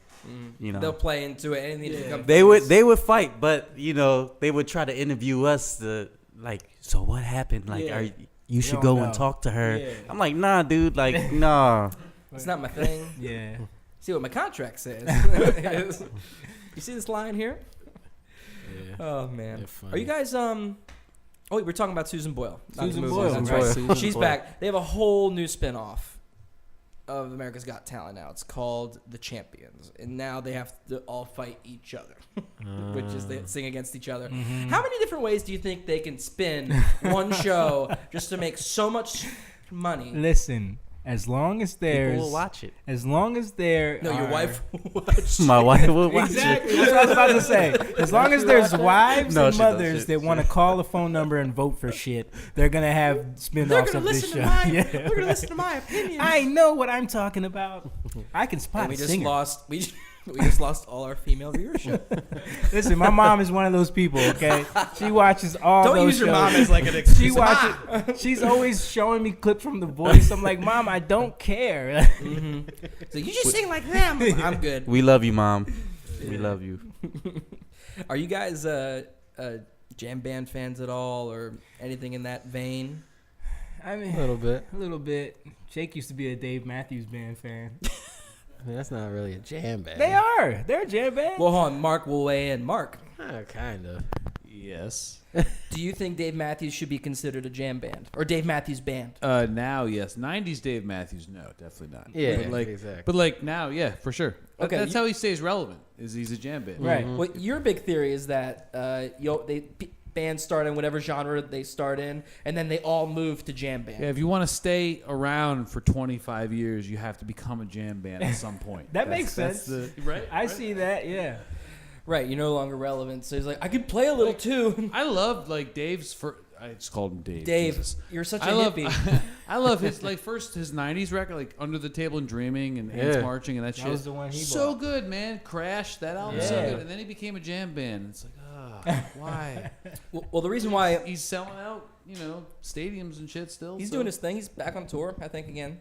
But the reason why I bring up jam bands is, do you guys know the YouTube band? They're considered a jam band, Walk Off the Earth, by chance. Sounds so familiar. They had a I know really who they famous are. cover. They covered Gautier's "Somebody That I Used to Know." I know what you're talking about. And they Yeah. had it was kind of all stripped down, instrumental and stuff. Yeah. Well, one of their members just recently died, and I thought Oh, we'd bring wow. it up. I didn't know if you knew Oh, the bands man, at that all. sucks. A gentleman by the name of Mike Beard Guy Taylor of Walk Off the Earth passed away of natural causes. He was fairly young. It doesn't say how young in this article, but it says he Wow. was. The band said Mike had a love for life that was unmatched and a willingness to give that went beyond ordinary means. He was a founding member of the band, one of the founding members. And what else does it say? After that Gautier's "Somebody That I Used to Know" viral hit in 2012, they've been touring, writing original songs, sold out venues across the globe, and become one of the biggest artists in the world. So he looks like in this photo, he looks like he's like 35, Wow. 36. Goodness. Yeah, they And- were all pretty young. Yeah, they got big in 2012, like off the big YouTube boom. So usually we talk about that just, Wow, rest in peace. yeah. Yeah, it sucks. Yeah. On to a little happier news. Did you know they're making a Prince documentary? Really? Yeah. That's Wow. pretty dope. Yeah. How, Originally how Prince. deep are they going to get Well, into hold on. I'm it? going to tell you. So, have you guys seen Purple Rain, the movie that he... Uh-huh. Of course. Just checking. Yeah. Some people actually haven't, and you have to shove it down their throat. It looks like they just announced that Prince. This is what came out in November. Prince documentary is going to come out on Netflix, Okay. and the director is going to be Ava DuVernay. I think I'm saying her name right. She was the director of Selma, A Wrinkle in Time, Okay. and she also did that prison documentary called 13th, which I think is about the 13th Amendment. Right. of Right. the, I haven't watched that yet. Yeah, but it says in this article, produced with Netflix, the multi-part documentary will cover the entire life of the late funk musician and is being made with the cooperation of Prince's estate, which is giving DuVernay access to his archive. She gets access to all the music. What? Can you imagine that? They opened that vault. Did you notice that a lot more commercials have his music? Yeah. A lot of... Because he wasn't letting anyone use it. Yeah. But now they want to make money off of Yeah. it. So. Yeah. Back to the money thing. Yeah. Now that he's exactly. gone. Yeah, exactly. Well, so this says DuVernay told Deadline Prince was a genius and a joy and a jolt to the senses. He was like no other. He shattered every preconceived notion, smashed every boundary, and it looks like they're going to dive into his whole life. It says that, they're going to dive into that. Doesn't say a release date, but looks like she got the nod to be the director for this documentary. I'm curious who they tap to be Prince. I know. Is it a documentary or is it? Are they Well, going to have... I imagine that they'll have somebody maybe recreate something. Okay. Like, they do that sometimes with, B-roll type Yeah, of like if he has he probably has so much archive footage Yeah. that they might. That's be, true. They might not have to Yeah. do that. They can just go Right. concert footage or Mhm. backstage stuff. And Yeah. did you hear about his house? He has so his house is basically one giant recording studio. Yeah. Every room has a microphone in it. hmm I thought that's bananas. That's awesome. Let's all do that. Yeah. Let's have a house. Yeah. That's Just- crazy. Because He you was- can record anywhere. I heard it. it. I heard he was super secretive, though, with his life. So how deep are they going to go with... Right. you Well, I know? mean, it looks like they have access to the whole vault. So music, video, probably got all the contacts, and people are definitely down to talk about Prince. His drummer just recently passed away too. Mm. Yeah, it's a shame.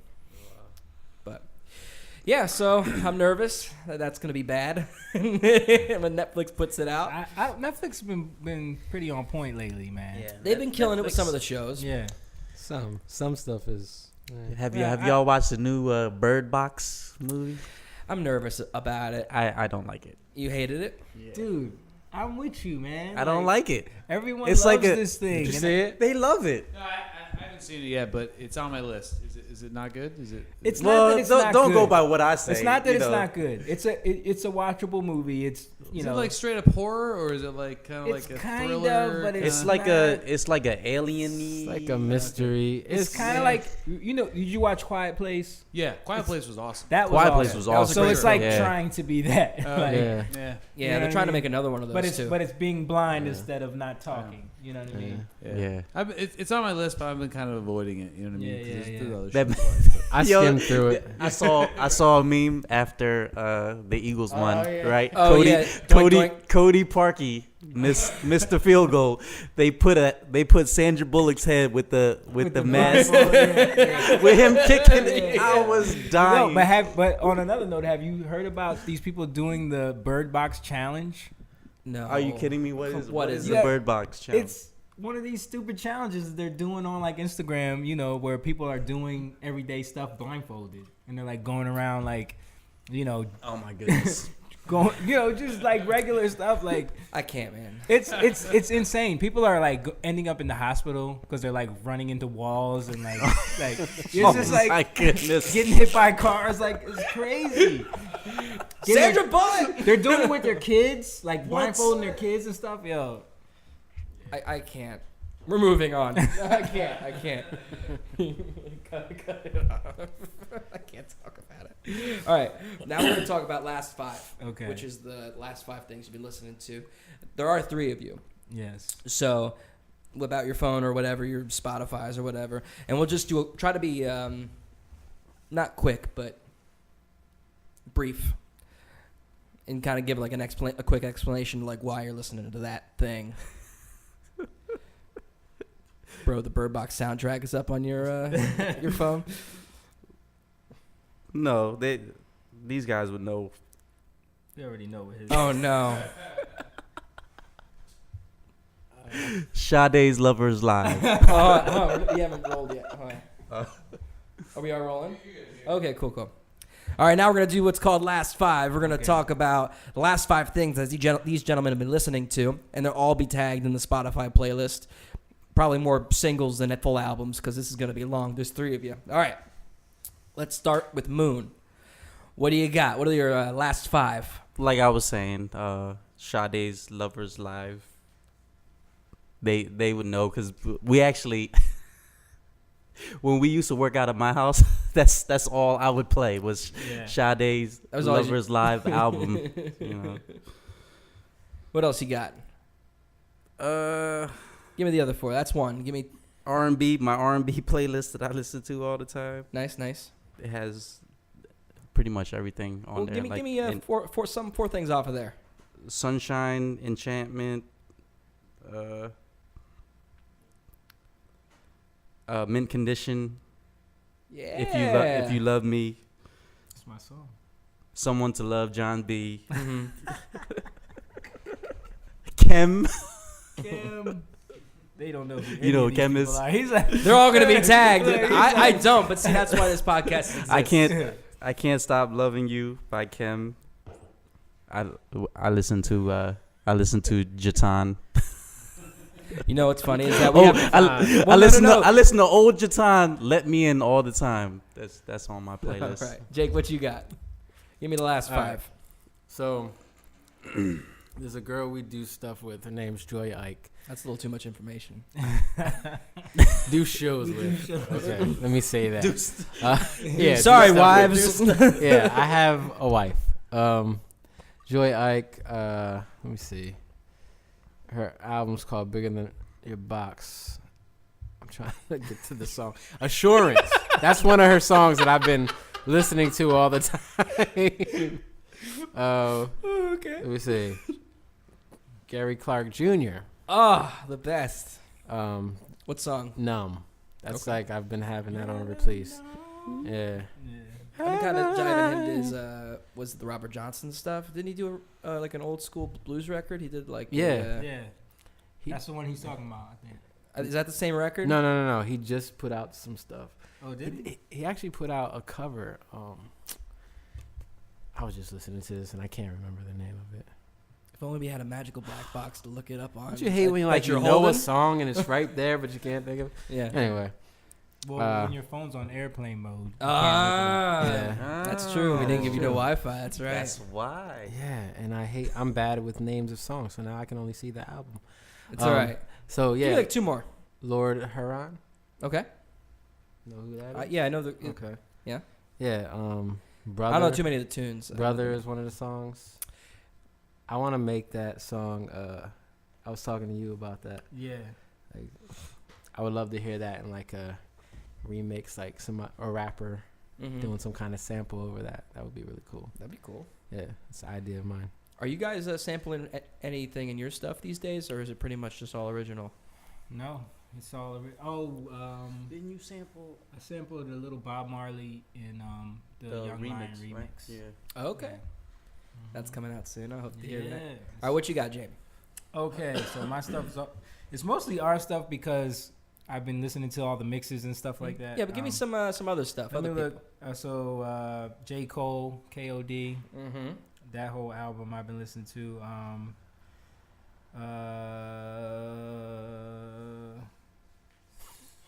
Kendrick Lamar, Which record? the damn Mhm. record. That whole album. I love that the. album. Is it Unmastered? It's It's the one that he. I think it's all live. oh no, this think. is his last like studio album that he put. Oh no, out. I'm saying they're both great records. I'm Oh, just saying okay. that other record's good too. Okay. Yeah. Let me see. So more Kendrick Lamar, Gary Clark Jr. Same thing. That whole album, Black and Blue. Mint Condition, If You Love Me. Oh, we've never had that happen before. Mumford and Sons. Mhm. The Babel record. El Camino, Black Keys. Oh yeah, all Yeah. classics. Yeah. Very cool. No, this will definitely be on the Spotify playlist, and people can check that out. All right, this last part, or no, this isn't the last part. This is the top 40. This is the part that when I hit these guys up to be on the podcast. Oh wait, they- one more song. Oh yeah, give me one more song. Cause I forgot about this. This is one I've been. Symphony by Marvin Gaye. Oh man, y'all gotta love check that that song. out. Right I don't now. know the song. Symphony I by know Marvin Gaye. Gaye. I've been listening to that a lot lately. But It that's is a dope. classic right there. He Yeah. put that. He didn't even put that out. Actually, that was something he had in the vault that they put out after he died. Yeah. Okay, Yeah, but I'll check that it's out a for really sure. cool song. absolutely. Now the part that you guys have been looking forward to this whole night, Yeah. talking about the top 40. What we found is that Yeah. people either love it or hate it. So let's dive in. Okay. I know, Jamie, you listen to more top 40 than these two Right. probably combined. So let's start with you. Okay. Do you have anything that's your favorite on the top 40 right now, or anything right now on the stylistically? top 40? Yeah. I listen to like a lot of the Travis Scott stuff and like the Post Malone stuff. I mean, it's cool. I don't know. But Like, you're doing it more for your stuff. You're like learning mix, like using the mixes. From, yeah, I use it for mixed references. I use it, just to stay current, listen to like, the production stuff and make sure my sound sources are sounding current in a lot of ways. I'm trying to think what else is on the top 40 right now. I got it right here. Oh, you got it right here? Let's go. I mean, Sicko Mode is kind of cool. I don't know. It moved on its just own. went forward. Magical black box. There you go. Sicko Mode is Travis Scott. That one is kind of cool. Let's see. But so you guys aren't diving into the top 40 at all. You guys, if you hear it on the radio, you think it's cool. You're like, that's great. But you're not actively listening to. Yeah, No, I yeah. think it's kind of like a thing. I hear it at the gym. It's Yeah. there. We don't One want to. song- We don't want to sound like A song everybody that else, so kind of caught my ear was the Post Malone Sway Lee. I think that's how you say it. That's how I don't even know who that is. But How's that song? no, not Post Malone. The name of Yeah, the song. but I don't know who that guy is. Sway Lee. Oh, Sway Lee. The the Spider-Man song. Sunflower. Yeah. Spider-Man. Sunflower. I like the more than the like lyrics. I like the track. Yeah. The track is cool. Yeah, we're big lyric people. So like if you have good lyrics, I Yeah, as think- am I. Yeah. Yeah, if you have something that's real, and people usually can tell. Right. What about you, Moon? You're pretty quiet over there. Dude, I don't even know. He wants to say Ariana Grande so bad. I said Ariana Right. Grande. No, I don't. I won't lie. It's fine. His wife listens to a lot of top 40 though. I don't like it when she puts it on. What about this other girl? Have you guys heard of Ella May? Oh yeah, that was actually in my playlist. She's great. I've listened to of course Tripping on me. Trip. She did Trip, and she did the Boot Up. Boot she Up. was Boot Up. She was Yeah. the one that she put out that record, Actually, and she didn't that's- become famous for it till like a year later. Maybe Yeah, two. it came out in like February 2017. Mm-hmm. The boot up. Yeah, Boot Up. Yeah. I actually like hate that it. song because it has like a It's got that R&B feel. 90s Yeah. type of feel. Yeah. And check out the SNL performance of it. It's really good. And the I band's saw it. just solid. Yeah, she's good. She started on Instagram. She got discovered on Instagram by DJ Mustard. Oh yeah. Yeah. A lot of people being discovered on Instagram. Cardi B got discovered on Instagram too, didn't she? Maybe. I think she got. Yeah. Technically. She got discovered on Love and Hip Hop, but she already she had had a an huge Instagram following, yeah. but Oh, okay. but not for music though. Mm-hmm. No, just being like Yeah, just being a personality, Yeah. her crazy self. So Right on, Yeah. man. All right, now last segment of the podcast of this is called Lightning Round. I got maybe 10 of these, so let's be as quick as possible. So like I'm gonna say a thing, and we're gonna go right down the line. Let's just start I'm with gonna Moon be and the just go worst. right What's the down. Here we just go. anything like No. So I'm gonna say like, for example, first album you ever owned, and we'll just go right down the Okay. line. So first album you ever owned, go. Donnell Jones, Where I Want to Be. What do you got, Jake? Thriller.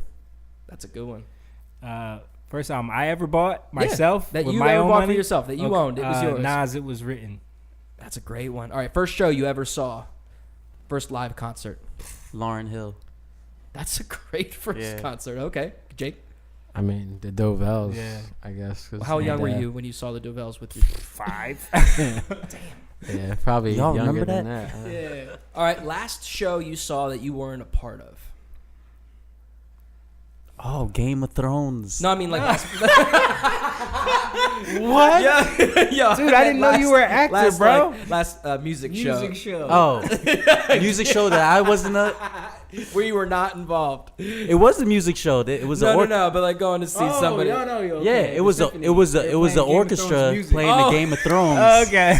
Yeah, you're right. My wife bought me tickets to go see because I like Game of Thrones and the music is awesome. Oh, it's beautiful. See that? He was right. We're looking at him like, He's like, what are you talking about? man? Well, okay, so last show you saw you weren't involved with. Dude, I can't eat. I'm so bad because I would stay home with my kids all the time. I mean, like, what about, because we watch, other people that we tour with sometimes. Does that count? Yeah. Sure. Name Jeffrey one Osborne. There you go, Jeffrey Osborne. All right. What about of you? them. Isley Brothers. Saw them. Yeah, the Isley You Brothers. guys in saw the Detroit. Isley Brothers? Yeah, well, we did a show with them in Detroit with Detroit, Freddie. yeah. We Oh, okay. So we got to watch them perform after. We don't get out much now. Like, The last, all the dads last, do the last that. show I actually like bought tickets to and went to see was Hall and Oates at BB&T. Oh in yeah, that's Camden. right. Y'all went. Yeah, Oh, that's very cool. yeah. All right. Favorite song to play or sing? It can be yours. It can be covered. Damn, we gotta be quick. I'll go Peter Gabriel. Higher Love. What'd you say, Moon? Higher Love, Jutaun. Somebody else's song. No, you can do he said yours yours. too. Okay. You can do Okay. yours. Oh, Favorite okay. song to sing. That's a good one though. What was yours, Jake? Peter Gabriel? In Your Eyes. In Your Eyes. That's a Yeah. good one. What about Yeah. you, Jane? I love singing Go Slow, one of our songs. Is it a new one or is it? It's an old one. Oh, Okay. It's an old one. I don't remember. Can I do playing. another one? Game of Thrones? Don't dream it.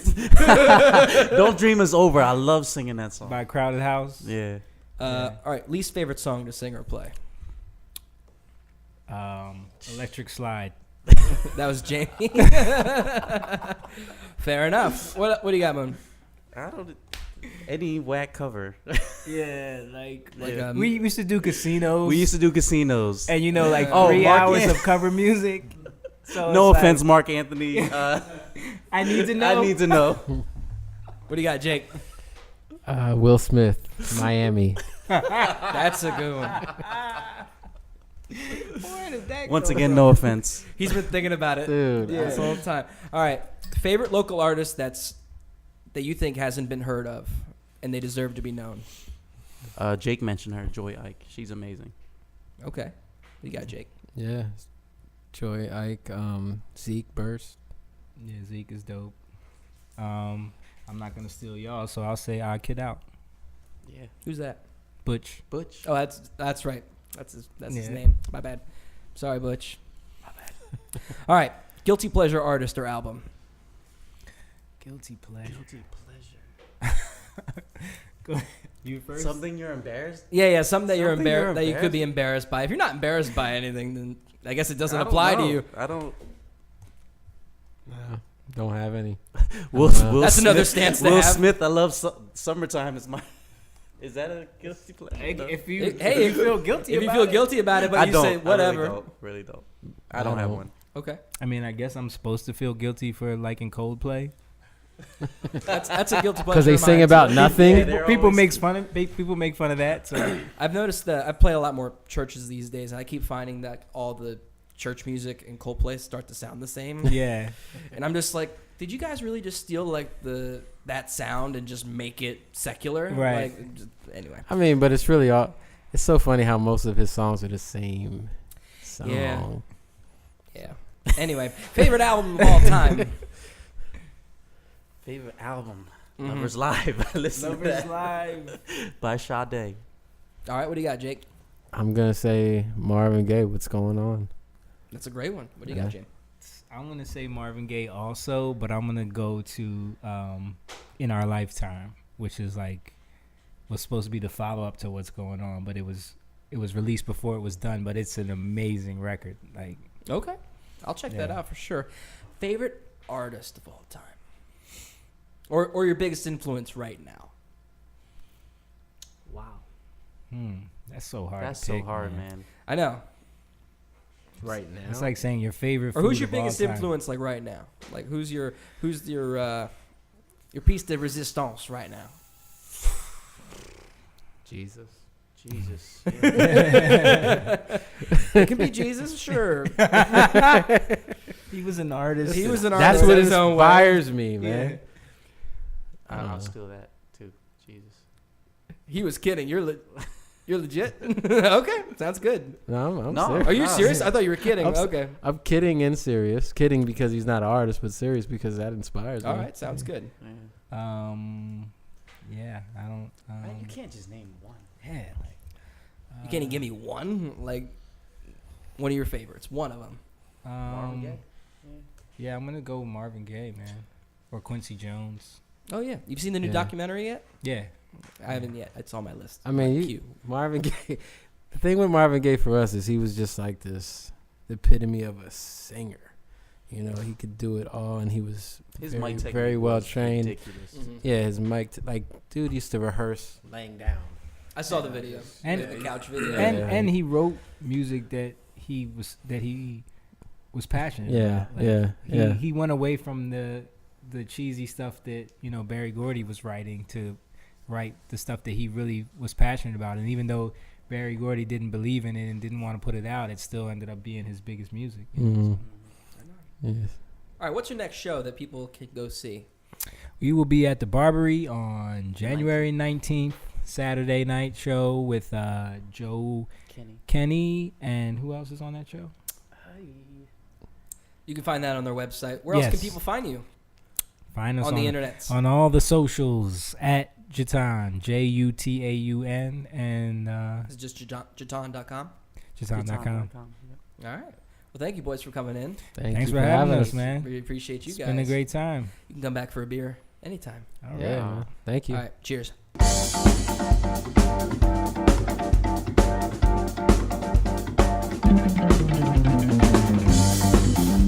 Thank you so much for listening to Dude. Check this out. Once again, if you want to learn more about Hambone Relay, please go to our website, hambonerelay.com, or go to iTunes to check out our records, or Spotify, which is where these playlists will be located for these episodes. And don't listen to the haters, man. There's plenty of good music out there. You just have to keep looking. See y'all later.